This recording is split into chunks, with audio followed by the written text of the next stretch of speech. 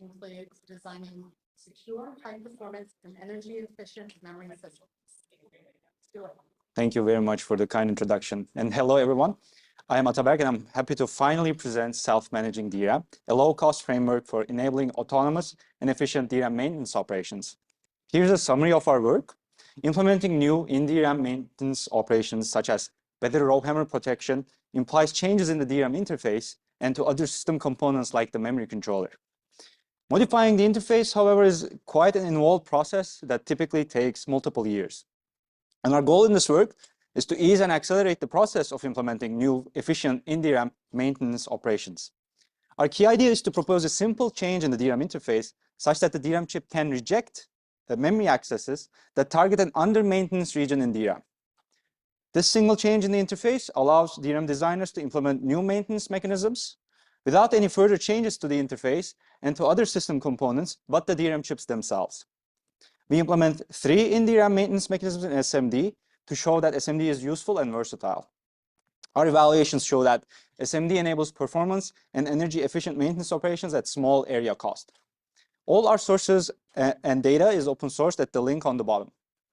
Here's the outline of my talk. I will continue with some background and motivation.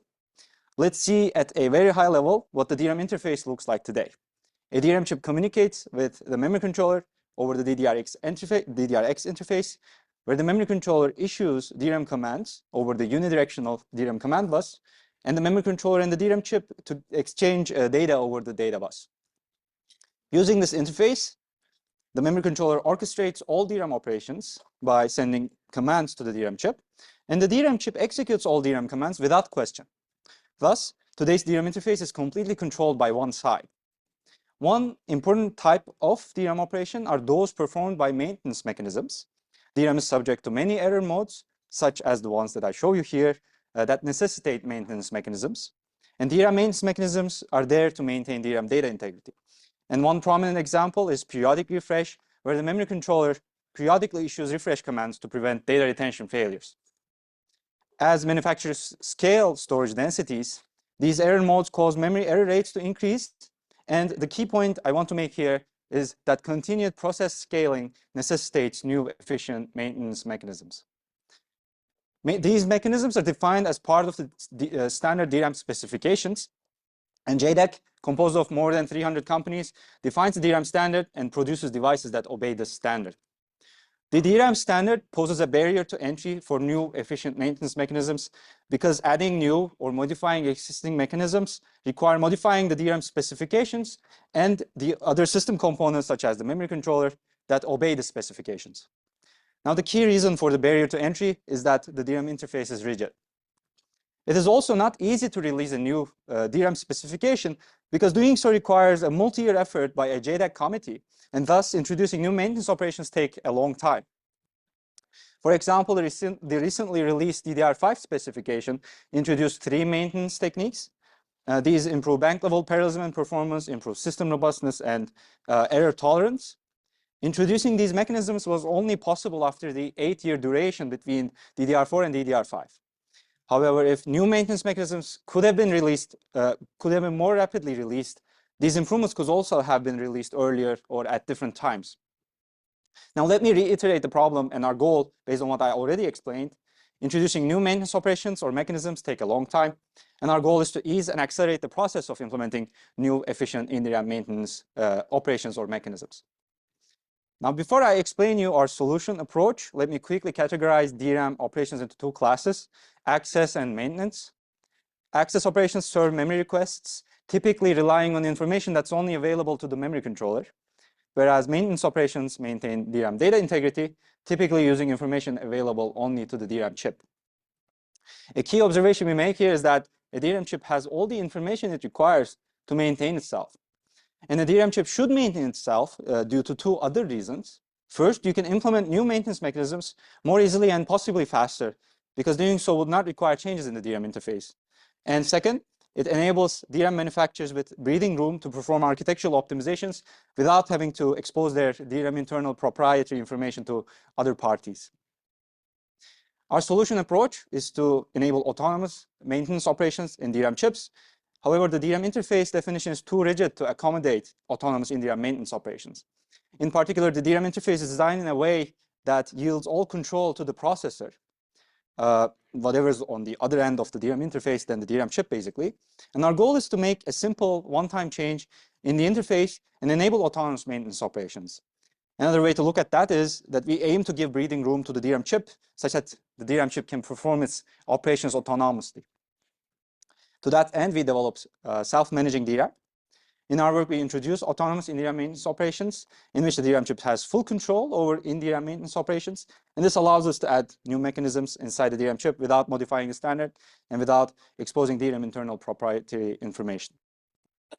One problem that autonomous in-DRAM operations introduce is what we call access maintenance conflicts that happen when the memory controller accesses a DRAM region that's undergoing maintenance. And our solution to this problem is to make a simple change in the interface that allows the DRAM chip to reject access commands, specifically activate commands that we will talk about later. And these activates commands target under maintenance regions. In summary, SMD enables autonomous in-DRAM maintenance operations with a simple change in the interface. And SMD divides the work nicely between the memory controller and the DRAM chip such that new maintenance mechanisms can be implemented without modifying the standard. Let's now take a deeper look at SMD, starting with SMD bank organization. And to better understand bank organization, I'll start with a high-level depiction of a DRAM chip. A DRAM chip contains multiple banks that share a common interface. And inside the bank, you will find multiple subarrays, each of which contain many rows of DRAM cells. Here's what a DRAM bank with SMD will look like. We introduced the concept of lock regions. Lock regions define the granularity of maintenance operations. The lock region bit vector indicates the regions that are undergoing maintenance, and the lock controller orchestrates the locking and releasing of regions. With support for SMD in a DRAM bank, we lock a region before starting maintenance operations in that region. Let's see how exactly the regions are locked and released. In summary, there are 4 key steps. First, a maintenance operation locks the region it performs maintenance on. Second, the memory controller can access regions that are not locked. And third, if the memory controller accesses a locked region, it receives a negative acknowledgement or a NAC. And fourth, the maintenance operation, at the end of maintenance, it will release the lock. Let's take a deeper look, starting with the first step. We have our lock regions on the right, the lock controller on the left, and the lock region bit vector on the bottom. And all regions are currently in the not locked state. So the lock region bit vector has all zeros. A maintenance operation attempts to lock region 0, and the region is not locked. In this case, the lock controller acquires the lock for region 0 by setting the corresponding bit in the bit vector. And the maintenance operation can now proceed in region 0. If the memory controller wants to access a not locked region, such as region 1, it checks the corresponding bit in the bit vector. In this case, region 1 is not locked, so the access can proceed. Had the memory controller tried to access region 0, it would receive a negative acknowledgement because that region is locked. And we will discuss how the memory controller deals with later. Once the maintenance operation ends, the lock controller releases the lock by setting the corresponding bit in the bit vector to 0. And that's how SMD locks and releases regions. Let's see how we control an SMD chip now. All access operations work like they would in today's DRAM interface, with the exception that some activate commands may get rejected. The memory controller needs to retry these rejected activate commands. It can attempt to access other lock regions that are not undergoing maintenance. And the SMD chip and the memory controller together ensure that no request is rejected forever. Let's look at how SMD handles command rejections. And we will look at this after I introduce a key DRAM access command. That's the activate command. Here we have here we have our DRAM rows. We want to access this row that I indicate with the arrow there. And we have a timeline for DRAM commands on the bottom. This is the activate command. Its function is essentially to ready a DRAM row for access. An activate command will typically be followed by read and write commands. And the memory controller obeys what we call timing parameters that impose a minimum delay between 2 subsequent DRAM commands. And for example, you would have a timing parameter between the activate and the read command and the read and write commands. Okay, now let's go back to the activate command rejections that happen when we have an access maintenance conflict. Here's an example command sequence that targets region 0, leading to such a conflict. Now, what would the memory controller do? it has to basically retry the rejected activate command sometime, ideally near in the future. The memory controller is already used to working with timing parameters, so we simply introduce a new timing parameter called retry interval, or RI for short, after which the memory controller retries the rejected activate command. We determine this parameter empirically. While the memory controller waits for retry interval to pass, it can issue an activate command to another lock region and overlap the latency of maintenance in one lock region with a useful operation in another one. The design component that in SMD that enables this maintenance access parallelization builds on the basic design proposed in prior work, in particular SALP or subarray level parallelism, and please see our paper for more details on that. Now you might be thinking about repetitive rejections leading to resource starvation issues. I won't go into details of how in the interest of time, but we prove that SMD ensures forward progress for memory requests in our paper. Now I'll describe how we use SMD to implement efficient in-DRAM maintenance mechanisms. We describe and evaluate 3 use cases in our conference paper to demonstrate SMD's usefulness and versatility. These are namely fixed rate refresh, deterministic RowHammer protection, and memory scrubbing. The extended version of our conference paper evaluates 2 additional maintenance mechanisms and discusses how SMD can be beneficial for many other applications. And we also discuss all these mechanisms in our conference paper. I'll talk briefly about fixed rate refresh. For other mechanisms, I refer you to our paper.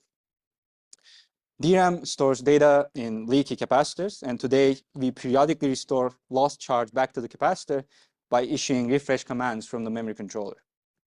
This method of performing refresh has 2 drawbacks. First, issuing commands to perform this operation induces energy overheads and creates contention on the memory bus. And second, during refresh, an entire chip or bank is inaccessible.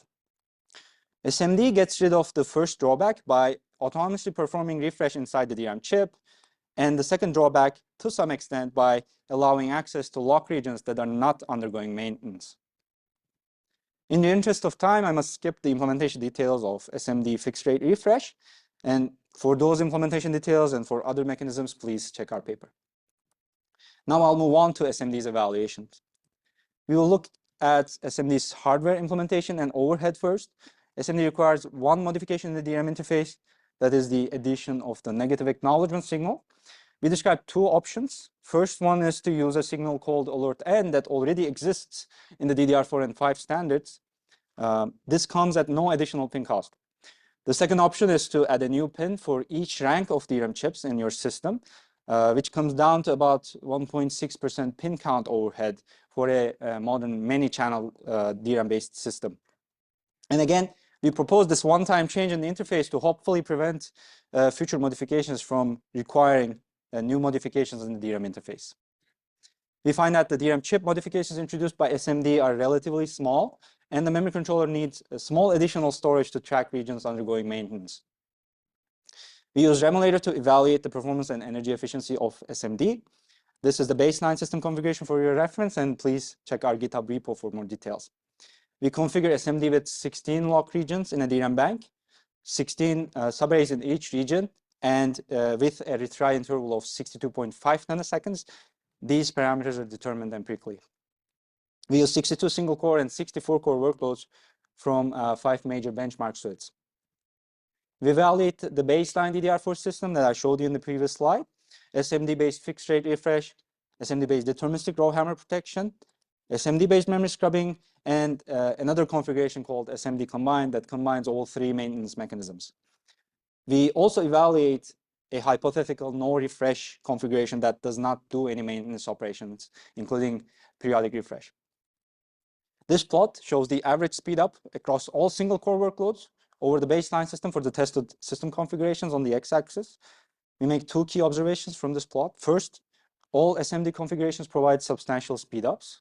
And second, we see that SMD combined provides a comparable average speed up to no refresh that does not do any maintenance operations.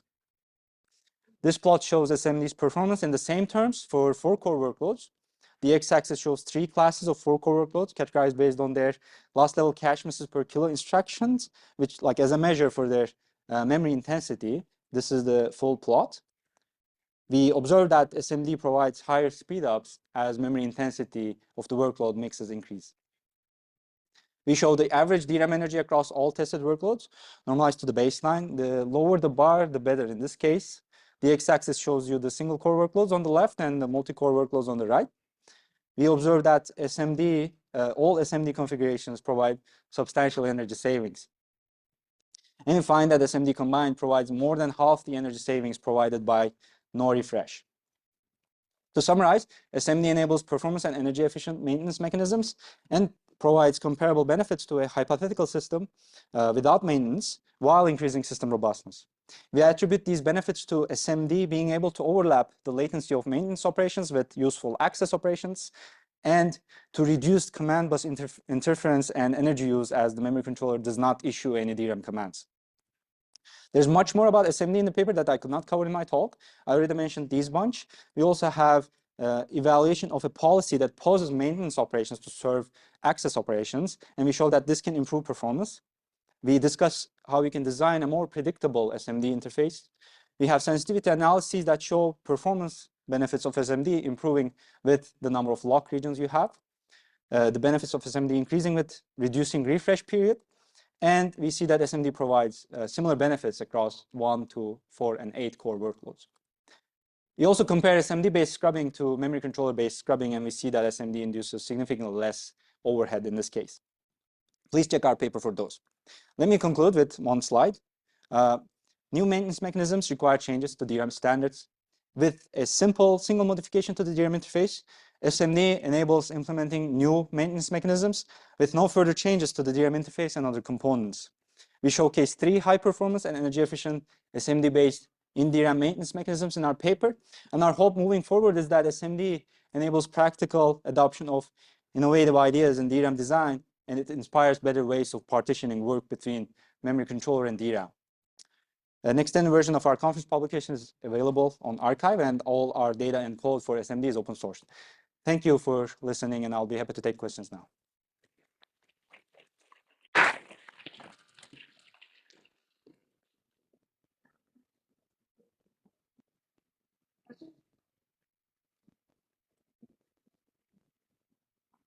Thanks for the great talk.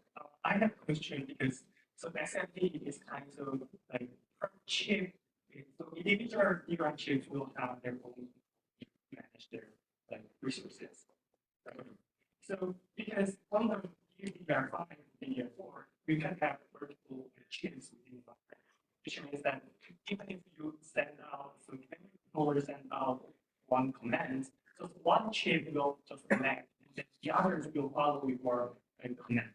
So how can you report back from the other chips? So in this case, we propose to share a single pin across all chips in the rank. So if a chip rejects a command, it will look as if all chips rejected the command from the memory controller's perspective, and the memory controller will simply redo that operation in the future. But that means that you need to recharge everything and then later again. After the command is rejected, you don't have to send a recharge specifically. The DRAM chip handles that internally. Basically, there's nothing to recharge in that case. Okay, like all the DRAM chips will also. No, the memory controller. Oh, okay, I see what you mean. I see. Okay. Yeah. I'll have to get back to you on this. Thank you. Yeah, very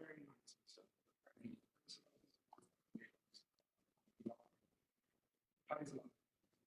One question we ask is that usually the outcomes of our default you can see that in the refresh.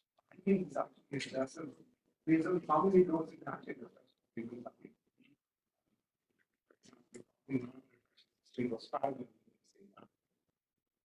so some models, what are your thoughts on some impact of power on ongoing maintenance operation with concurrent demand? So this is, I don't have data to show you in this case, but what I know, again, I don't have data, is that when you want to take data out of the DRAM chip, yes, that has power budget constraints. But when you're talking about just refreshing rows or operating the subarray, you're not necessarily bound by TFAL that much. I think we can discuss this maybe offline. I can point you to some papers that back this up. Yeah. Thank you.